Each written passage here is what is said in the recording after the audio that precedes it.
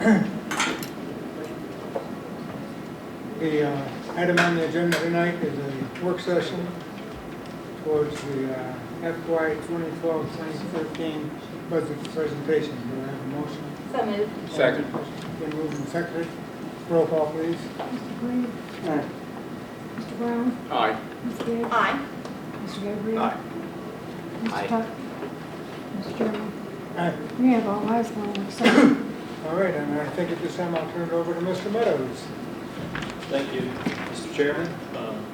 First off, the music tonight that we have in the background is courtesy of the Zumba class downstairs, so we didn't have it piped in for the, maybe we should have, maybe that would have helped. What we'd like to do tonight is we've given you a copy of the budget message. There's also a copy of the budget message in your budget book.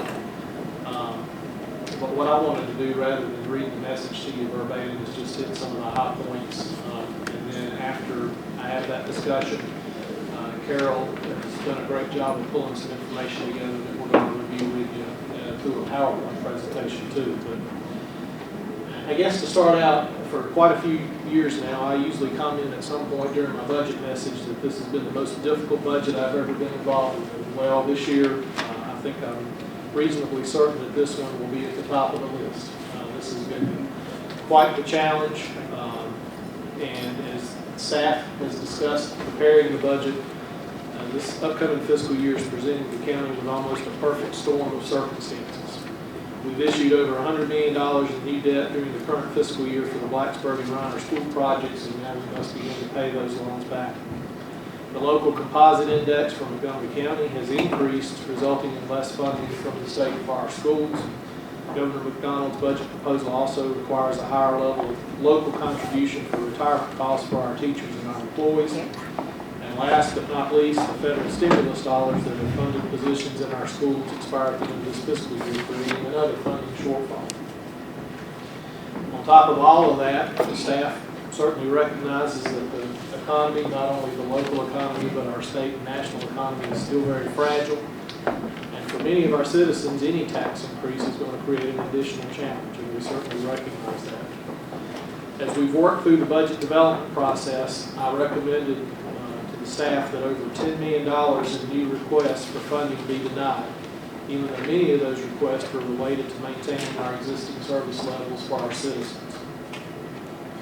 With all that in mind, staff has worked mightily to develop a tax rate recommendation that is as low as possible, but that will also allow the county to address its core responsibilities, especially with regard to public education and public safety. My budget recommendation for your consideration for fiscal year 2013 is that the board consider a real estate tax rate of 87 cents per $100 of valuation, which represents a 12-cent increase over the current fiscal year tax rate of 75 cents. Please keep in mind, as I mentioned before, if all the requests for funding had been included in this recommended budget, the proposed real estate tax rate would have needed to be 99 cents. I hope you will agree that the recommendation I'm bringing to you strikes a balance, given that state funds have been cut and also the board's commitment this past fall to build new schools. Just quickly to highlight a few things, and again, Carol's going to give a little more detail on these. Funding for the county's general fund for fiscal year 13 is $41.6 million, which only represents a 1.6% increase, about $648,000 over the current fiscal year. Of that $648,000, $522,000 is needed to fund the county's usage of the Western Virginia Regional Jail. And that's due entirely to the increased number of inmates from Montgomery County who are housed in the facility. The regional jail has been a benefit to Montgomery County over the years, but it is costing us more and more because of our usage. The fiscal year proposed budget for 2013 also includes $91.2 million for the schools. In order to provide this funding, which is basically the same level as the current year budget, we've had to find nearly $3 million in additional county tax dollars due to the end of federal stimulus dollars and less funding from the state. I do recognize that the governor's proposed budget places significant pressure on funding our schools at their current level. However, funding the additional debt service for the schools in Blacksburg and Reiner is not an option. Also, I'm proposing the use of one-time funds to address several of the school's pressing capital needs rather than funding these needs from the county's annual operating budget. And we'll talk a little bit more about that in a few minutes. With regard to public safety, the sheriff had requested new funding in his budget to address reclassification and retention issues among selected positions within the department. Excuse me. Those same concerns are problems within many other county departments as well. I continue to hear from our leadership team that retaining our skilled and experienced staff members is becoming an increasing challenge. To begin to address the concerns about the classification of various county positions whose duties and responsibilities have changed, I'm recommending that we set aside $35,000 from one-time money to be allocated to begin a comprehensive review of all the county's job classifications. In addition, to address concerns regarding the accrual of compensatory time in the sheriff's office, I'm also recommending that $50,000 of one-time fund be set aside to address that issue. The county is facing over $650,000 in increased benefit costs due primarily to the state mandated increase in VRS funding. As a result, staff spent a lot of time focusing on identifying areas where dollars could be saved and reallocated within our current budget. Continuing the county's hiring freeze, which we currently have approximately 14 positions that are frozen. Eliminating the retirement incentive, which we've offered in the past related to health insurance. Using position turnover savings and redistributing funds from items purchased in the current year budget versus deferring those to next year. We can realize a savings of $736,000, which we've reallocated to cover over 90% of the benefit costs. And I've also asked that we try to set aside funding for a 2% merit increase for employees on their hiring anniversary date. The classified employees who are eligible for a merit increase based on their performance. It's not a cost of living increase. Our county employees work diligently each day to provide the best possible services to our citizens and our businesses, and I personally appreciate all the efforts our employees make to maintain a high level of customer service during these difficult budget times. Approximately 9 cents of the proposed 12-cent increase that I'm recommending is directly related to the additional debt service for the new schools in Blacksburg and Ryan. By reallocating earmarked funds from previous years, staff was able to reduce by almost a penny the new tax dollars needed to cover the increased debt service from $7 million to $6.4 million. The $635,000 in savings that we were able to allocate by using some of the peak shaving money was then allocated to the school's operating budget in my proposal. If the board approves the recommended 12-cent real estate tax increase, a windfall of one-time money of approximately $4.2 million will be generated with the June 2012 tax bill. To address a number of capital projects and maintenance issues for both the county and the schools, I'm recommending that $2 million of this one-time money be set aside for future capital use, including $1 million to continue plans for a new animal shelter facility and start addressing the board's concerns about the current inadequate facilities and the problem with stray cats. I'm also requesting that $1.1 million of this one-time money be used to address capital requests from the schools related to buses and roof repairs. The remaining windfall monies will be used to build a reserve for facilities maintenance, fuel cost increases, and, as mentioned earlier, the compensatory time issue in the Sheriff's Department. As I mentioned earlier on, this budget has presented probably some of the biggest challenges in my career that we've tried to address as we've worked through this.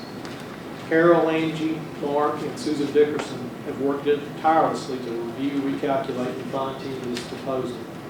Without their support, there's no way I would have had this presentation ready for you this evening, and I certainly want to thank each of them for all their support.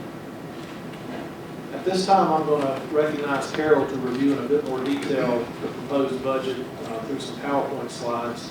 And once we've gone through the presentation, Carol, Angie, Mark, or I will be glad to answer any questions you have regarding the proposed budget. So, Carol, I'm going to turn it over to you. Okay.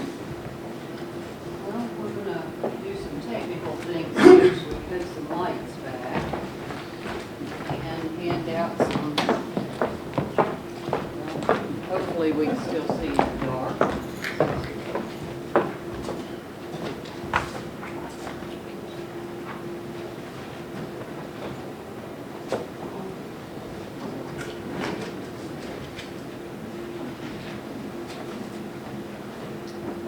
if everybody's got the presentation, I want to start out talking a little bit about the process. There's been, I don't know if I'd say confusion, but a lot of discussion about what the process is that goes on for the budget. So I want to take a little bit of time just to review what that process is. We normally always in January start with a public hearing where we invite citizens to come. They address the board about what issues they may have or want to see handled within the upcoming budget. We did that on January the 9th. On February 6th, and traditionally we do this as well, is give you sort of a place and time update as to where we are and what the projected revenue looks like, along with what kinds of requests and how many, how much that have been received at that point in time. That's what we did on February the 6th. Just give an update, just information on what the projected revenue is looking at the time, what it looks like when we first start this process, and what we had received in requests. On February the 13th then, as is traditional, the school board presented to you a request for their funding. In between the time from February 6th to where we are right now, we go through the process of doing the analytical work of preparing the budget. And part of what that includes is a review of the revenue in an effort to identify any additional monies that we may find to put on the table as we develop this proposed budget. Mark has gone back through sweeping the corners on probably every revenue category, and he'll continue to do that until we close the budget in April. And in so doing, I'm glad to say that there is a little more money in growth that we will be showing you this evening and we will be putting on the table than we had in February the 6th. The second thing we do is what we call challenging the base.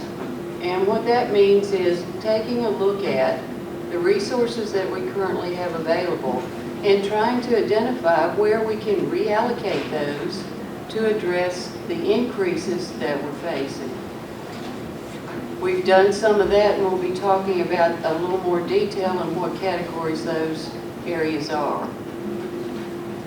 And finally, we develop the proposed budget and the tax rate that it takes to fund it, and that's where we are here tonight, presenting the proposed budget. Following the presentation tonight, then there will be discussion among you all about whatever issues are in the budget, what information you need, what you need to have in order to make a decision about what the budget is and what the tax rate is you want to advertise for public hearing. In order to stay with our current schedule for the date of the public hearing and make the advertising deadlines, a decision on an advertised tax rate and an advertised budget will need to be made by March 19th. Right now, we are scheduled to have the public hearing March 29th, and we're also scheduled to have the vote on the tax rate and on the budget on April 16th. The budget calendar, I'll just point out, shows that meeting starting at 7 o'clock, and that's solely because we thought it was a regular meeting. It's actually a special meeting, so we would suggest you may want to start that meeting at 6 o'clock instead of 7. So here's the big picture.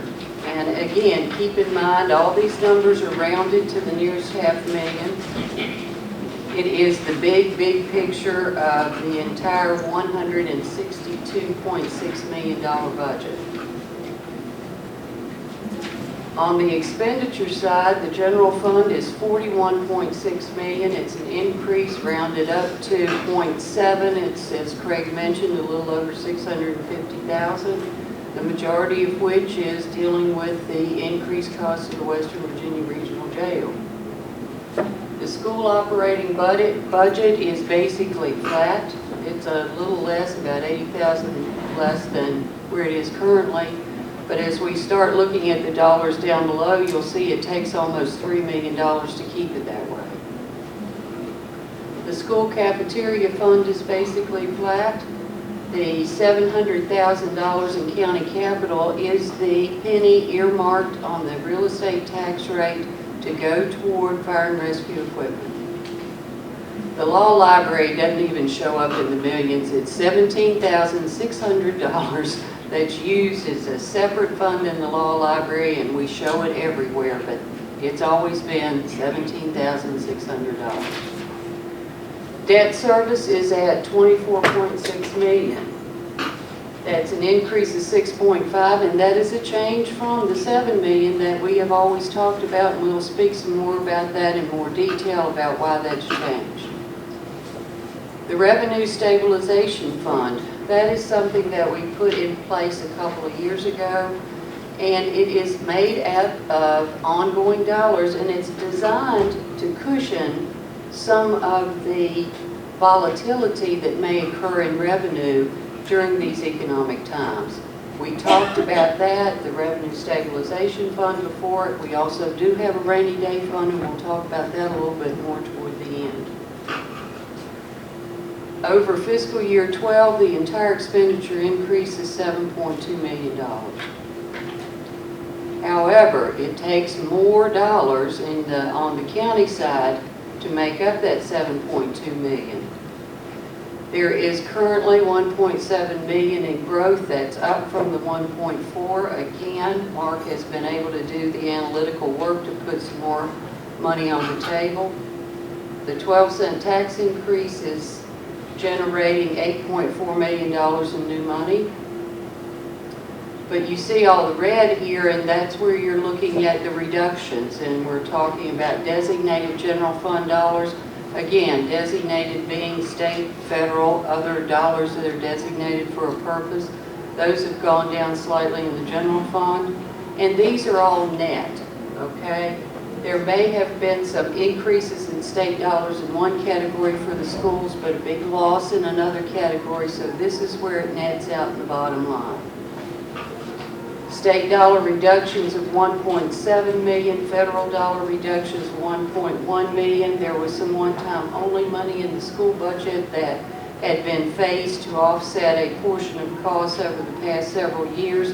That expires this year as well, so there's a $0.3 million loss in that.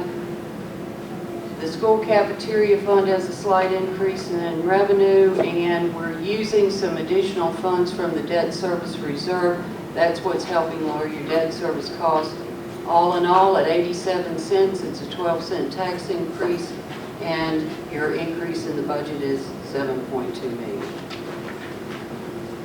Where it comes from in the graphic, when you look at it, you can see designated being state, federal, and other dollars earmarked for specific purposes is at 45%, and I can tell you that 5 years ago in 2009, that slice of the pie was at 52%. So you're not surprised, I'm sure, as many times as we go each year talking about the loss in revenue from the state and federal government. Well, it is slowly but surely showing up here again, where we're seeing reduction year after year in the amount of other dollars other than county dollars to offset the expenses. Undesignated revenue, and those are the dollars that we typically call the county dollars. The majority of those are made up from real estate. And as you can see here, more and more as the state and federal dollars go down, more and more of the pie in undesignated comes from real estate. Where does it go? The largest chunk of it goes to the school operating budget. But again, the slice for debt service has increased.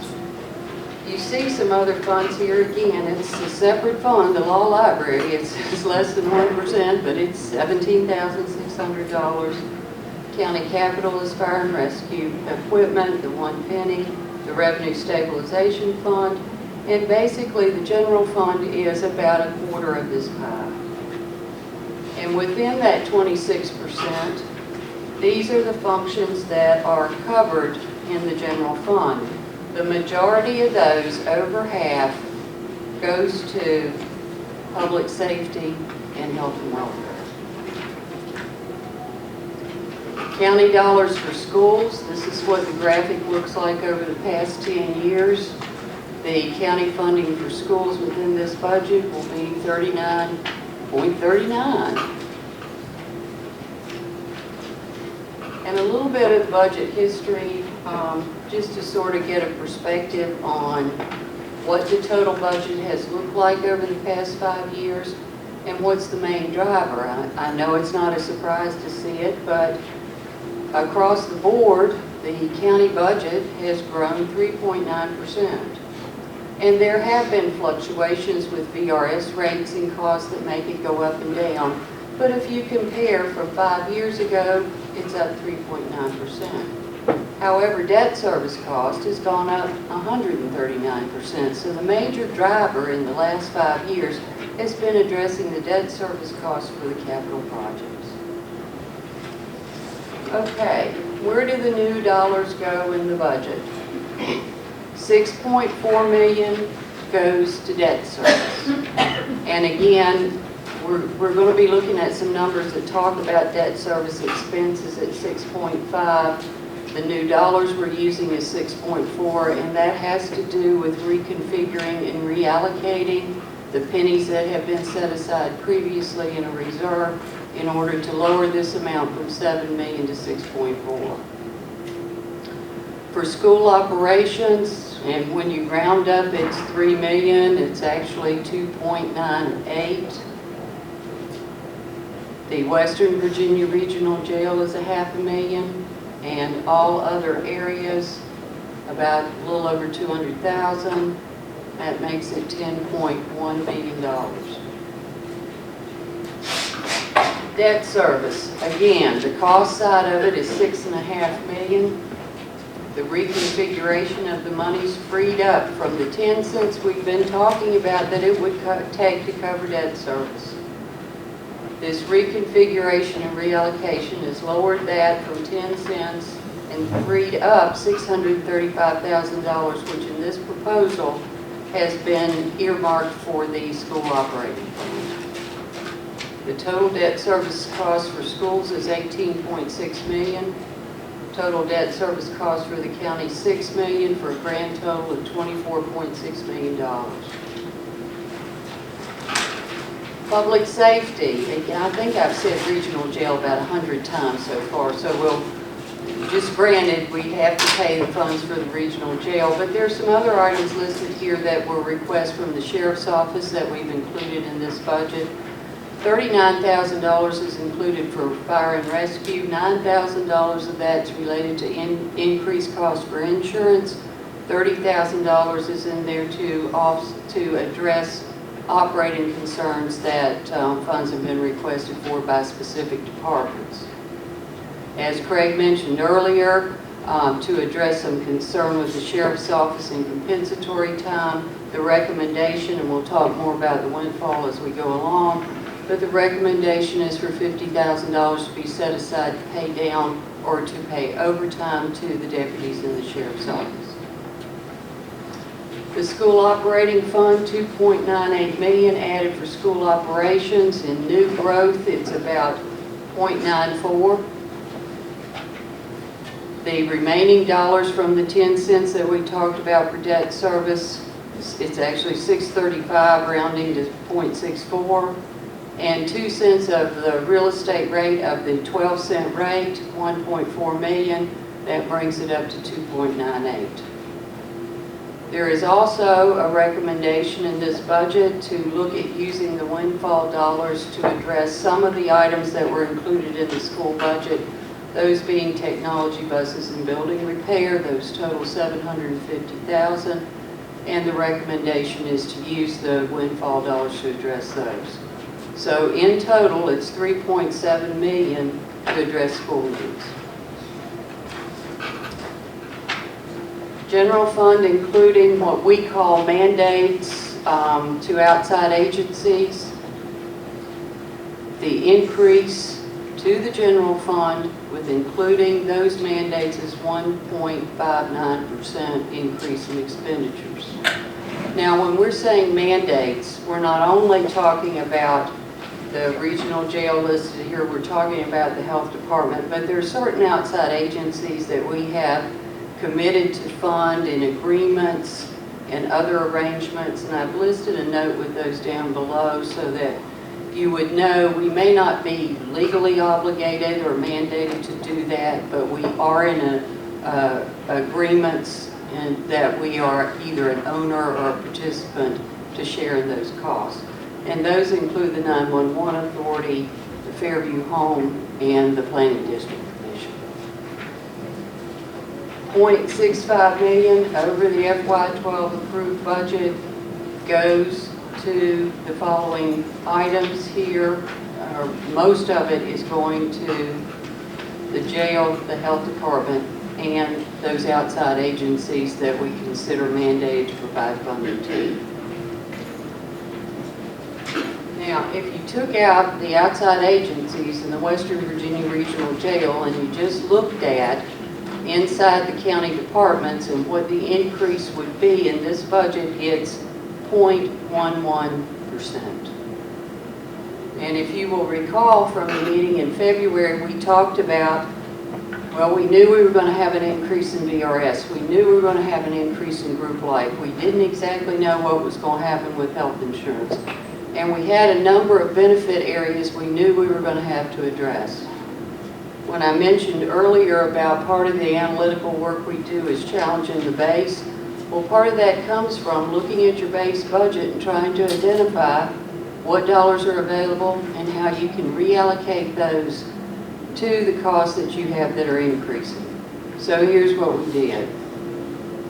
We went back and looked at turnover and vacancy savings. Not every position in the county is frozen. We have a number of them, but we also have a difference in salaries when positions turn over. So we've captured the savings from the turnover and vacancy, $275,000. Frozen positions, we have made a choice to continue the hiring freeze. And we know when we do that, that it means that other employees have to take on additional duties. But we have chosen to freeze positions again, and not all of them go through the freezing process, I guess you would say. Not all are frozen. The sheriff's office is exempt from that process. But there are, at this point, a number of positions that have been frozen or eliminated. When you compare 5 years ago to 2009, we had 409 FTE in the county. We now have 372.25, and that includes part-time and full-time. So that's a reduction of 36.75 FTE or 9% during that period of time. So we're capturing the savings from the frozen positions. The retirement incentive. When we put the retirement incentive in place several years ago, it had a focused goal, and part of that was to, as we knew we were looking at hiring freezes, as we knew we were looking at issues where the state had cut positions in the commissioner and the treasurer's office, we wanted to be able to offer people who were considering retirement an incentive if they would choose to do so. The retirement incentive was put in place. It was reduced last year. This year, we're recommending that it be eliminated. It's a program that we believe was focused. It had a purpose. It met its purpose. It was never intended to be an ongoing entitlement. And so it's met its purpose. We need to just eliminate it. This budget eliminates that program. The cannery hasn't been operational for the last year and couple years, so we captured those dollars. And there are also some one-time only things in the FY12 budget in the general fund that we wouldn't be funding again, and we captured those savings. All total, that adds up to $735,000. As Craig mentioned, we reallocated a portion of the frozen position savings to address a 2% merit increase for employees on their anniversary date. The cost of that is about $150,000. The reallocation of those savings I just went over are reallocated to these increased benefit costs. VRS at over $500,000, group life insurance a little over $150,000, various other fringes for a total of $661,000. For health insurance, when we got the final numbers last year, or current year, fiscal year 12, they were lower than the money that we had already put in the budget. And this time that works well for us this year in that it allows the increase in health insurance to be absorbed within the existing health insurance-based budget, and we don't need to add any additional dollars to pay those costs. The use of the windfall or one-time monies, we've talked about $750,000 to address some of the requests in the proposed school budget. We're also looking at nearly $400,000 to address some one-time county requests. Those include items for the sheriff's office listed here, fire and rescue, a couple of projects for a repeater and a tower, a software program for general services that would automate the building permit process. If you recall, on February the 6th, we handed out a list of items for maintenance and Parks and Rec that totaled nearly $400,000 that were requested within this budget. We're looking at doing the items you see listed here, which is a portion of that list, but certainly not all of it. There's more poll books for the registrar's office, and another software program for the clerk's been requested, and the recommendation would be to use one-time funding to take care of those requests. Other items, if you recall, the museum came and addressed you several weeks ago about the fact that they need a new roof on their building. We've included that within the one-time recommendation for the use of one-time money.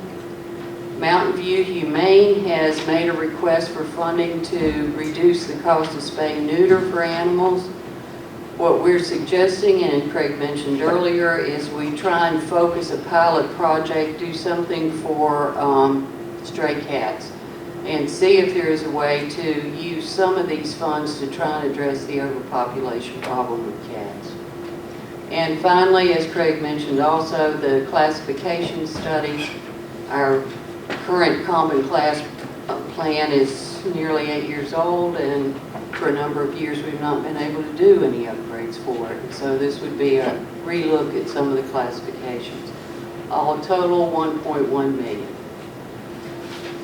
So our recommendation would be in the use of the windfall dollars, if they are at a $4.2 million, take care of the one-time requests as we've just gone over, add more funding to the capital reserve to address some capital projects in the future, add more funding to the maintenance reserve, so maintenance projects, and we have discussed before, school roof projects that need to be taken care of. We're also recommending a $200,000 fuel reserve. We don't know, we've not increased in the budget any department's funds for fuel. And with what's happening with gas prices, I don't know where they'll be. I don't think any of us do. So in the event that the existing funds within the respective department's budgets are exhausted for fuel, there would be a reserve that can help address that.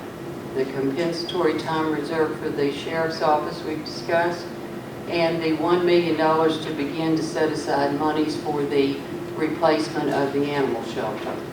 As you know from discussions with the financial advisor previously, it may be some time before we can borrow large sums of money again, and this would be an effort to try and take some of the dollars available and save up until we can address this particular capital project. Fiscal year 11 year-end reserves, I just wanted to go over those because it did come up before that we didn't have a rainy day fund. We do have a rainy day fund, and we do have some other reserves. The debt service reserve, and what you see here at $700,000, is what we're using to shave some of the peak in the debt service that's helped us lower that overall cost.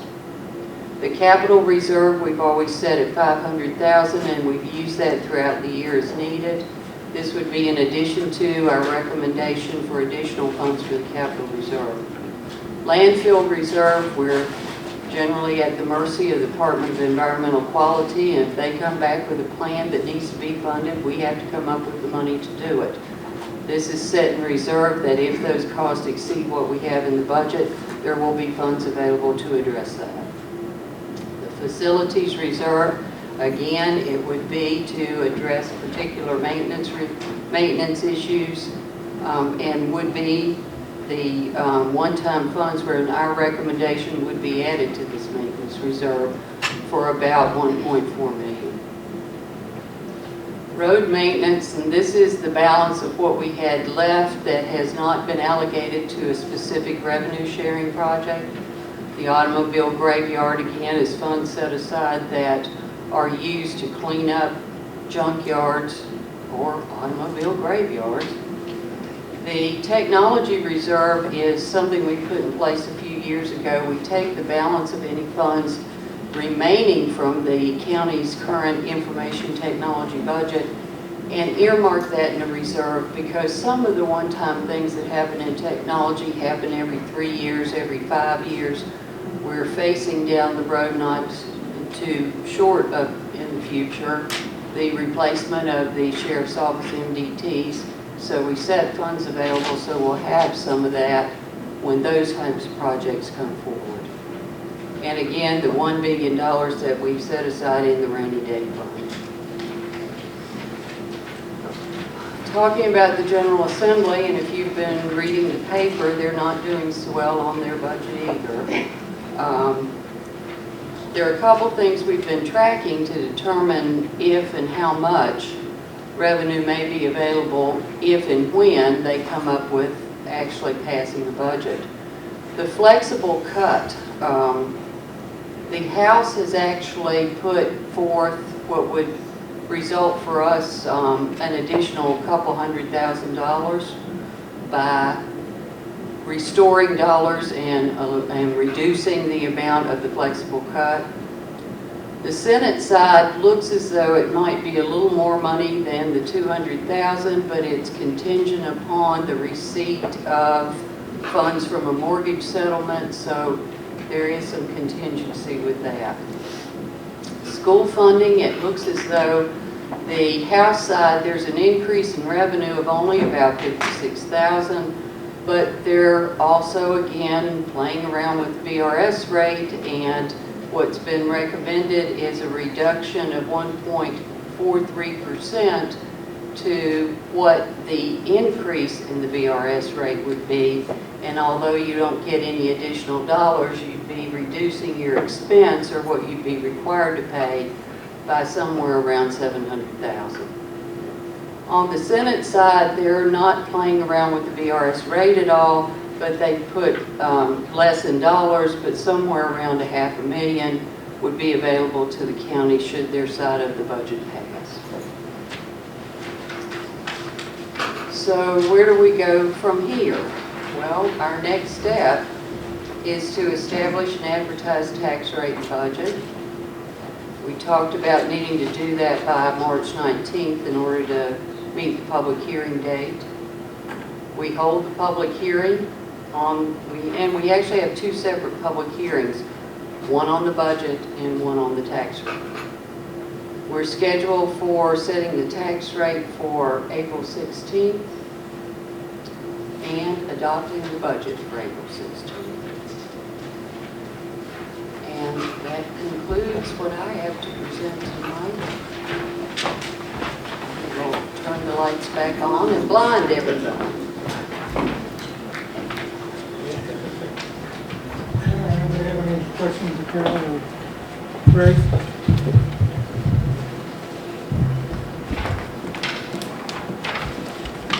You may not have this number handy, but out of the debt service, how much is that in regards to school funding versus, it's 15% is debt service. How much is also county debt, such as the courthouse and in this building? The total debt service for fiscal year 13 is 24.6 million. 6 million of that is for county Yes. facilities, courthouse, government center. 18.6 is for the schools. Okay. What's in this budget, what is the 1 penny worth? That's Still 700,000, so give or take 700,000. same. Yes, sir, that didn't change.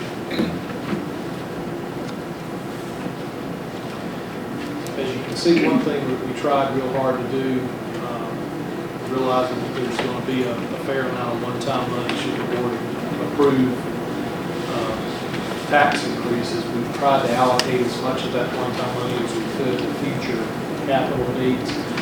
One of the big concerns that I have, and we've talked about this before, is since we've borrowed a tremendous amount of money to address the school situation, in all likelihood over the next couple of years, the bond market's really not available to us. If we went out for additional debt, we could probably get it, but it would certainly probably affect our ratings, and it would also affect the interest rate that we would have to pay for that debt. So I think we're going to have to be very careful, try to set aside what we can to address other capital needs as they come up, because if we don't, the only other alternative we'll have is additional taxes, and I don't know that that's going to be a very palatable option for you. This is a newbie question, but the animal shelter, what's the total cost that we're looking at? Because Carol said that's $1 million towards that facility, but it's not. What was the estimate? 3.5. I'm really glad to see that because I'm really concerned about our current animal shelter. I've been, you guys have heard this for 17 years. But I'm concerned what might happen if the state actually comes in and says we're out of compliance. And I know that other counties around us that have less have really upgraded their animal facilities. And I know Mr. Creed was interested in that too because of the various cat problems. So I'm really happy to see that in here. Well, thank you. It's a start. There's two concerns with the animal shelter that I have. One, we do a good job of maintaining what we have, but what we have is very old, and it's not, candidly, it's not sufficient for a community the size that we are. The other concern that I have that's just as important in a lot of respects is we depend almost exclusively on our volunteer base to help maintain that facility and help work the adoption programs and whatnot. We ask an awful lot of those volunteers, and in return, the county's really not made any investment in those facilities at all to speak of, other than just maintain a very level of service. And we really need to, for a county our size, we really need to start to try to address that issue.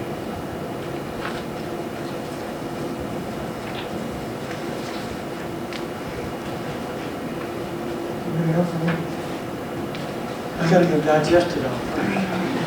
Well, and I was going to say, this is an awful lot of stuff. There's a lot of analytical work that did go into trying to say, okay, we're moving this here and putting this over here, trying to pay for this or that. And so I know it's a lot for people to grasp all at one time, but we certainly are all available if you have questions, let Craig know or me, or we'll certainly come up with the information and get it back to all of you. And I just want to echo what Carol said, and again, I really, folks sitting behind me back here have done a tremendous amount of work. We try hard not to kill a lot of trees around here as we go through the process, but I know Mark's gone through these numbers several times. Again, we tried to look at the one-time money as an opportunity to try to address some things without having to completely burden the real estate tax rate with that. It's just a tremendously challenging year, and I was sharing with a couple of folks earlier.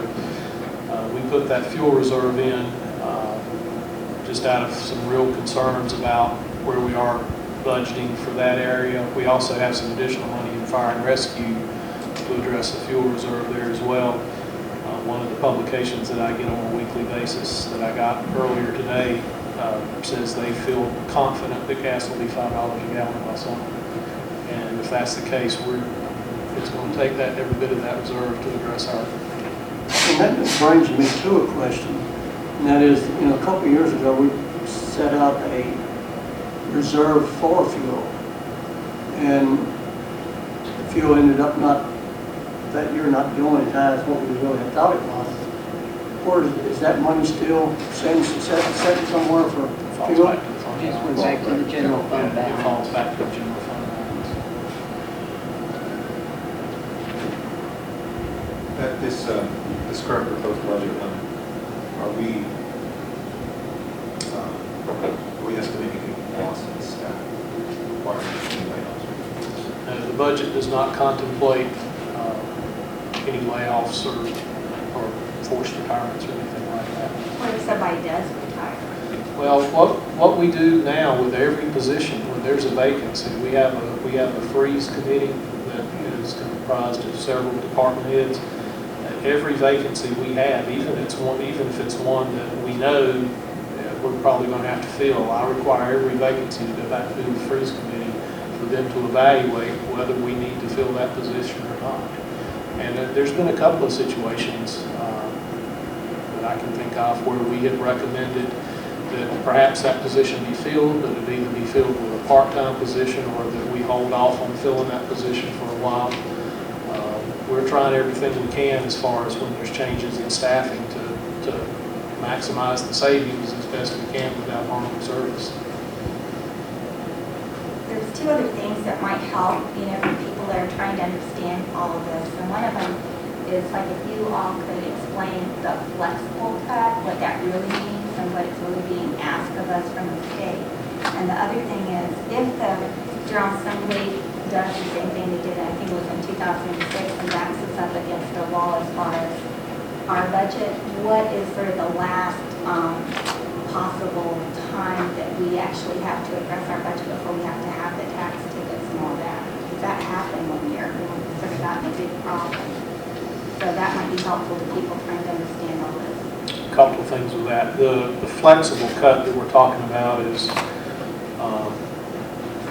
2 or 3 years ago, the General Assembly implemented a $60 million across-the-board cut to all localities in Virginia. They basically said, we provide all these, the state provides all these funds for constitutional officers, other services. The state said, we're going to cut $60 million out of that pot of money that we give the localities. But we're not telling you where to cut it. You just have to decide on your own how you're going to make that up.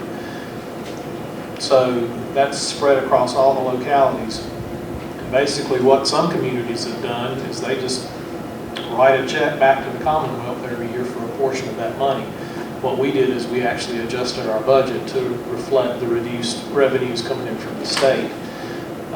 So what the state has talked about is instead of saying we're going to cut 60 million, this year they're saying, well, we'll put 10 million of that back. We'll only cut 50 million. 10 million sounds like a lot of money, but when you spread it over all the localities across Virginia, as Carol said, it's only a couple $100,000 impact on Montgomery County. Every bit helps. We'll certainly take everything that we can get, but there's no guarantees that'll come to pass.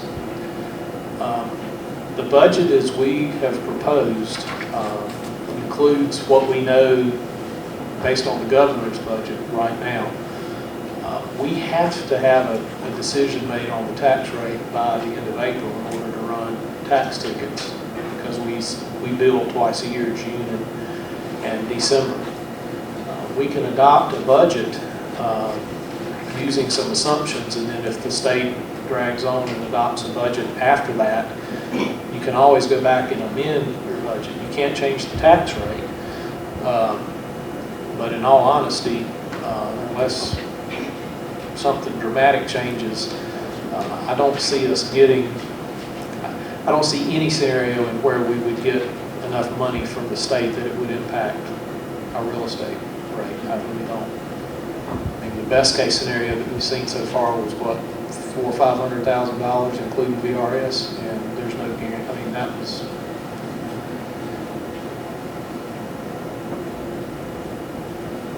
Anybody else? I had a small request, if, I don't know if this would be easy or hard, but on page 6 of the PowerPoint, we have a graph of where it goes. But that's the entire 162.6 proposed budget, which includes the designated funds as well. I was wondering if maybe we could get it would be helpful for me to see a graph of the undesignated, how that's broken down among the school funds, general fund, things like that. Does that make sense? I think so. I think we can show the column designated and the column undesignated, so you can see the pieces. Yeah, because we have on page 5, you know, we have the undesignated revenue, and just it'd be helpful for me to see You want to know where it goes. where that goes, yeah. We can do that.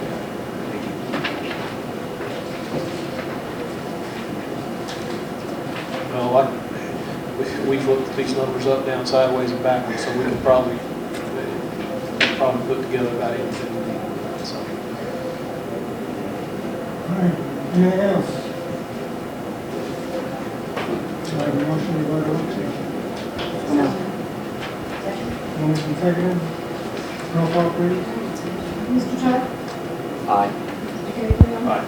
Ms. Biggs? Aye. Mr. Brown? aye. Mr. Gray? Ms. Perkins? Aye. Mr. Chairman? Aye. All ayes, we're in work session. All right, is there any other business to discuss while we're doing that? Can I simply thank the staff for all their hard work? Tremendous amount of time. I think it was really well prepared as far as the organization and the flow going from one to the other. I think you did an outstanding job with what you had, and also I think you did a good job of expanding the information because we have such interest in it, and I think that that's really helpful. Thank you. I also think they made some tough choices. If you looked at what everybody would request and what the possible tax, recommended tax would go, I think you guys made some critical choices on how, what little money that was coming to be spent in recommendations. Anybody else have comment? Saying all that, I'm moving down.